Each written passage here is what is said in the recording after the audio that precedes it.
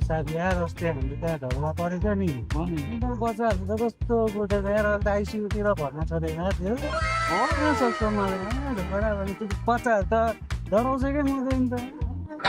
कसरी मान्छे पिटेर हुन्छ त्यसरी पिटेर हुँदैन नि त अहिलेको जमानामा भनेको अलिक सुध्रेर बस्ने हो क्या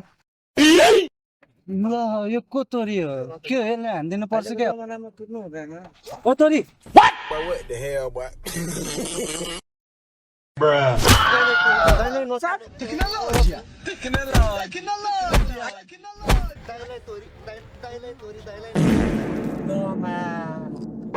तँ बुढे खाइरहेको